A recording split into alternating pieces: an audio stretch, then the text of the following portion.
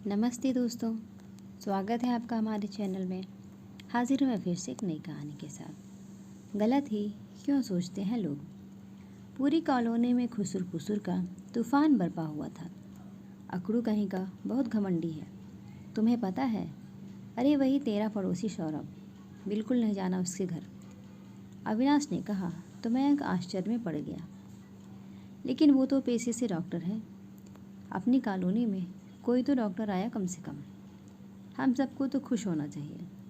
अरे भाई, रात बिरात ज़रूरत पड़ जाए तो इस कस्बे के बीमार पड़े हॉस्पिटल तो नहीं भागना पड़ेगा अब। इसी बात का तो गुरूर है उसे। पूरे हफ्ते भर हो गए उसे यहाँ आए हुए, लेकिन एक बात किसी से नहीं की। मेल मुलाकात तो दूर की बात है। अविनाश ने फिर से उतने ही रोज से कहा, डॉक्टर है तो क्या हुआ? इतना ताव, इतना अहम किस बात का? नीलू बता रही थी कि अकेला रहता है। शादी की उम्र तो इसकी निकल गई है, अभी तक शादी क्यों नहीं की? तुम्हें पता है? ओफो अविनाश, शादी नहीं की तो इसमें तुम्हें क्या एतराज़ है? अब शादी नहीं करने के बाद बीच में क्यों आ गई? बीच में नहीं आई, यही तो बात है मयंक। अभी तक शादी नहीं की, जबकि डॉक्टर होने के कारण एक से बढ़कर एक रिश्तों की लाइन लग जानी चाहिए थी। सीधी सी बात है, तब ये गुलछर्रे उड़ाने कैसे मिलेगा इन डॉक्टर साहब को? जाने कहाँ घूमते रहते हैं जनाब। इन्हीं सब हरकतों की वजह से ही तो शहर से इन्हें यहाँ कस्बे में फेंक दिया है। बीवी होती तो नज़र रखती इन पर, गृहस्थी होती तो इन पर घरेलू जिम्मेदारियाँ आती, तब पता चलता कि जीवन क्या है। अभी क्या है? अकेला जीवन, बेरोक टोक कुछ भी करो।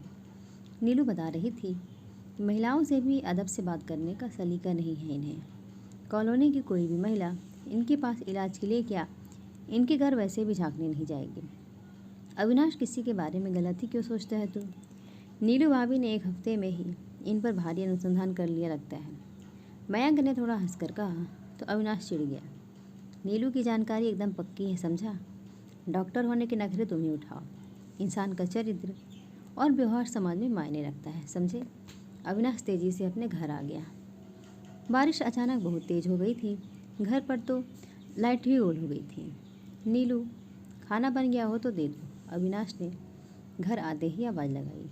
जी अभी लाई, कहती नीलू का पैर अचानक हड़बड़ी में किचन के दरवाजे में फंसा और वो फर्श पर धड़ाम से गिर पड़ी। दर्द के मारे चीखने लग गई। अविनाश की तो जान ही निकल गई। उसने तुरंत मयंक को फ़ोन किया, जल्दी आजा, गाड़ी लेकर नीलू को हॉस्पिटल लेकर जाना है।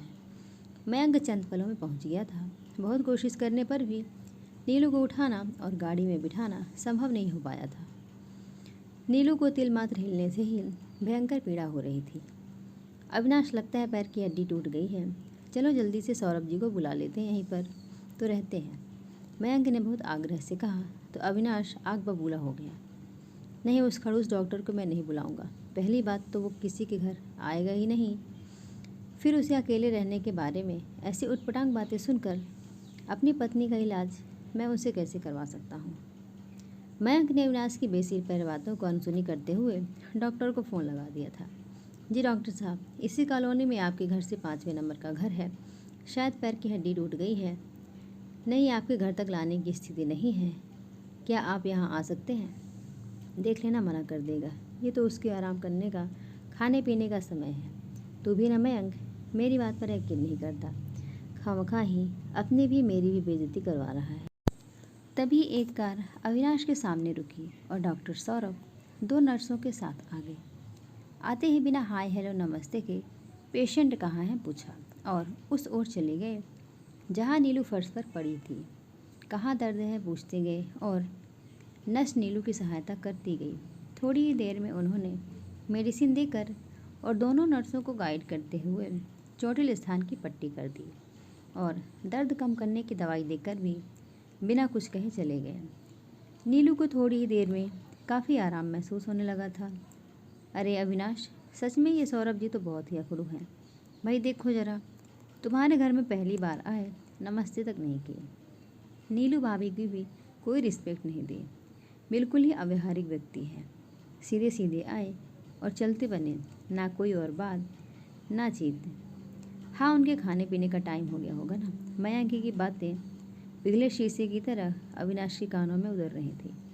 ना भाई मयंक, तेरे एक फ़ोन करने पर ये तुरंत मेरे घर आ गए। बिना कहे ही 2 नर्सों को साथ लेकर आए।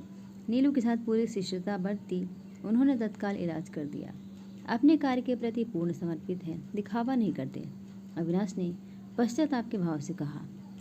दूसरे ही दिन अविनाश डॉक्टर के घर जा पहुंचा। नौकर ने बैठक में बिठाया और बताया, डॉक्टर साहब स्नान कर रहे हैं। आश्चर्य हुआ, उसे पूजा पाठ भी करते हैं। आते ही डॉक्टर ने अविनाश को एक्सरे करवाने के लिए कहा और वापस मुड़े ही थे कि अविनाश ने, आपका बहुत बहुत शुक्रिया सर, आपने कल मेरे घर आकर मेरी वाइफ का इलाज कर दिया और मैं तो आपको अकड़ू और घमंडी समझते थे ना। इस बार डॉक्टर रुके और थोड़ा सा मुस्कुरा दिए। अब अविनाश की हिम्मत बढ़ गई थी। जी सॉरी सर, पर वो आप किसी से बात नहीं करते और आपकी हाँ शादी भी नहीं हुई अभी तक। क्यों नहीं हुई यही जानने को उत्सुक है ना आप सब कॉलोनी के लोग, थोड़ा गंभीर स्वर में वो बोल उठे तो अचानक अपने मन का चोर पकड़े जाने से अविनाश सकपका सा गया।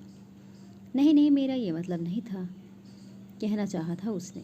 वैसे तो ये मेरा व्यक्तिगत मामला है, फिर भी पिताजी ने मेरी शादी मेरी पढ़ाई के दौरान ही कर दी थी। शादी के बाद हमारी एक बेटी हुई थी। 2 वर्ष की उम्र में वह गंभीर रूप से बीमारी से पड़ गई। उस समय मैं मेडिकल की पढ़ाई कर रहा था। रात का समय था, कोई डॉक्टर नहीं मिल पाया और इलाज के अभाव में उसने मेरी पत्नी अनिमा की गोद में दम तोड़ दिया। तब से मेरी दुनिया ही उजड़ गई। अनिमा सदमे में चली गई। मुझे ही दोषी मानती है वह। अभी मेंटल हॉस्पिटल में है। मैं हंसना बोलना भूल ही गया हूँ। मेरा पेशा डॉक्टर है, उसी के प्रति पूर्ण समर्पित भाव में जुटा रहता हूँ। कोई भी बीमार मुझे किसी भी समय कहीं भी बुलाता है तो मैं तत्काल उसके इलाज करने पहुँच जाता हूँ। इस कस्बे में मेरी ज़रूरत है, इसीलिए यहाँ आ गया हूँ। अपनी पत्नी से मिलने मेंटल हॉस्पिटल जा रहा हूँ अभी। शायद अब आपके प्रश्नों का जवाब आपको मिल गया होगा, कहकर वो चले गए थे और अविनाश की आंखें पूरी तरह से खुल चुकी थी। लौटते हुए संकल्पित था कि किसी भी सुनी सुनाई बातों पर भरोसा नहीं करना चाहिए। नीलू भी कान की कच्ची है और उसे समझाने के बजाय मैं भी उसकी कही बातों पर भरोसा करने लग गया था। जब तक अपनी आंखों से ना देख लो, किसी के बारे में गलत धारणा ही क्यों बनाना। दोस्तों, कहानी आपको कैसी लगी ज़रूर बताइएगा। लाइक करिएगा, चैनल पर नए हैं तो चैनल को सब्सक्राइब करिएगा। धन्यवाद।